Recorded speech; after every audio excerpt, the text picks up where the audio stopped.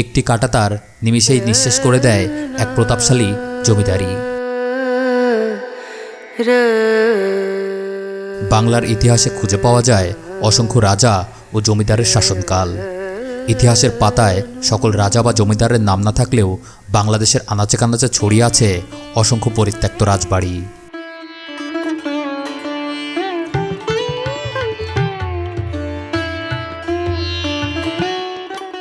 Rajkahini movie নিশ্চয়ই অনেকেই দেখেছেন, যারা দেখেননি তারাও হয়তো ফেসবুকে ভিডিও দেখেছেন।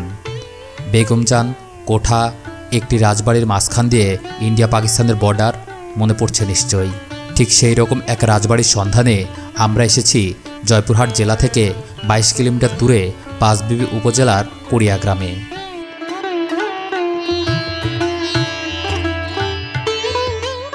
আজ থেকে প্রায় 500 বছর আগে এই জনপদ ছিল প্রসিদ্ধ এক নগরী। 1500 থেকে 1600 শতাব্দী অর্থাৎ 500 বছর আগে তৈরি করা হয় এই রাজবাড়ি।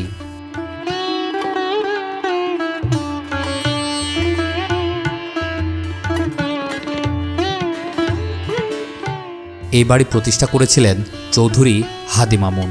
তবে অনেকেই ধারণা করেন বাড়িটি রাজা লক্ষণ সেন নির্মাণ করেছিলেন। এই রাজবাড়িটি মোট 3 একর অর্থাৎ প্রায় 9 বিঘা জমির ওপরে নির্মিত। বাড়িটিতে রয়েছে 3টি ভবনসহ ঘোরশালা ও বৈঠক ঘর।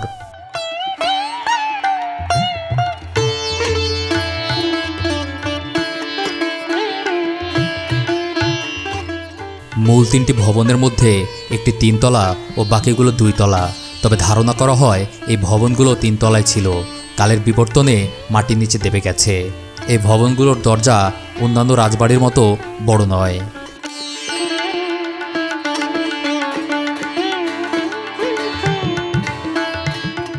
ভবনগুলোর মধ্যে প্রবেশ করলে দেখা যায় ঘরগুলো অনেক সংকীর্ণ এবং কোনো জানালা নেই।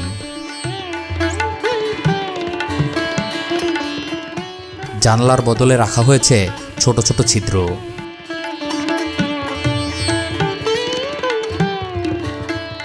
তিনতলা ভবনের ভেতরেই রয়েছে সুড়ঙ্গ। অনেকের মতে এই সুড়ঙ্গ দিয়ে যাওয়া যেত পুকুরে, আর জমিদার বাড়ির মেয়েরা এই রাস্তায় ব্যবহার করতেন। রাজবাড়ির স্থাপনাটি চুনসুরকি ও ইট দিয়ে তৈরি। স্থাপনাগুলোতে ব্যবহার করা হয়েছে পাতলা ইট, যা প্রায় 300 বছর আগের সময়ে ব্যবহার করা হতো।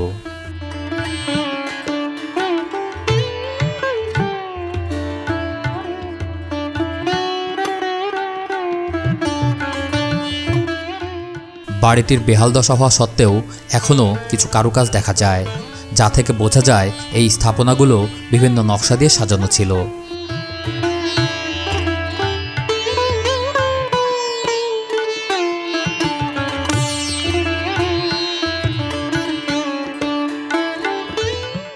লোকমুখে এটি রাজবাড়ি হিসেবে পরিচিত হলেও এটি মূলত একটি জমিদার বাড়ি। এই জমিদার বাড়িটি লোকমা জমিদার বাড়ি নামেই পরিচিত, তবে স্থানীয়দের কাছে এটি চৌধুরীর বাড়ি নামেই বেশি পরিচিত। রাজকাহিনী মুভিতে দেখানো বাড়ির মতোই এই বাড়ির ওপর দিয়েও গেছে 2 দেশের বর্ডার। 1947 সালে দেশভাগের সময় এই জমিদার বাড়ির ধার ঘেঁষে পড়ে ভারত বাংলাদেশ সীমান্ত।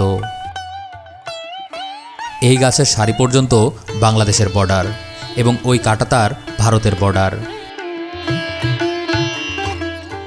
দেশভাগের ফলে জমিদারির 2/3 পড়ে ভারতের মধ্যে। মোজাদপুর, মথুরাপুর, গয়েশপুর, চিঙ্গিসপুর, শতনুল, সানাপাড়া ও জামালপুর চলে যায় ভারত সীমানার মধ্যে এবং শুধু পাঁচবিবি উপজেলার এলাকায় থাকে বাংলাদেশের মধ্যে, যার ফলে 1950 সালে জমিদারি প্রথা বিলুপ্ত হবার আগেই এই জমিদারির বিলুপ্তি ঘটে। একটি কাঁটাতার নিমিষেই নিঃশেষ করে দেয় এক প্রতাপশালী জমিদারি।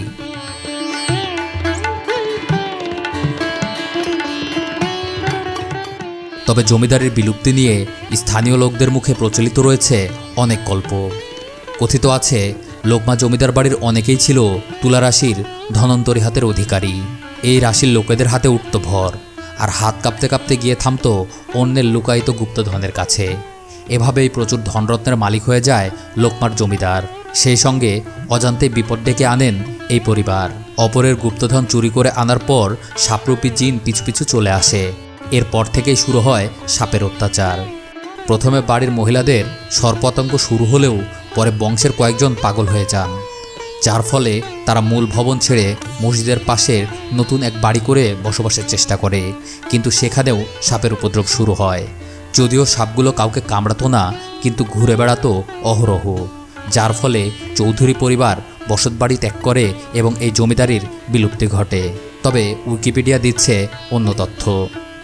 উইকিপিডিয়ার মতে এই জমিদার বাড়ির জমিদার ছিলেন খুব অত্যাচারী ও নিষ্ঠুর। অত্যাচারী হওয়াতে গায়েবী মাধ্যমে এদেরকে জমিদার বাড়ি ছাড়তে বলা হয়। তারপর তারা তাই করেন। এরপর থেকেই এখানে জমিদারি বিলুপ্ত হয়। তবে জমিদারি শেষ হবার সঠিক কারণ কি তার কোনো লিপিবদ্ধ দলিল নেই। বর্তমানে এই জমিদার বাড়িটি ব্যক্তি মালিকানাধীন। বাড়িটির অবস্থা দেখে সবারই আফসোস হবার কথা। আগাছা ও জঞ্জালে ছেয়ে গেছে প্রতিটি দালান। ঘোরশালার দেয়াল ভেঙে পড়েছে অনেক আগেই। স্থানীয় লোকজন খুলে পড়া ইট নিয়ে গেছে তাদের কাজে লাগাতে।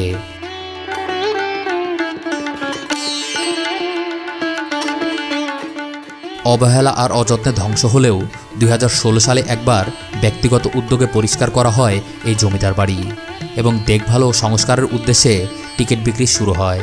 কিন্তু 2021 সালে এই রাজবাড়িতে একটি খুন হয়, যার সূত্র ধরে তৎকালীন ডিসি মহোদয় ও বিজিবি কর্তৃপক্ষ সিলগালা করে যায় এই রাজবাড়িটি। তবে বর্তমানে এই রাজবাড়িটি অবমুক্ত করা হয়েছে। প্রতিদিন অনেক দর্শনার্থী আসেন এই রাজবাড়িতে। সঠিক সংস্কার হলে এই রাজবাড়ি হয়ে উঠবে পাঁচবিবির অন্যতম দর্শনীয় স্থান।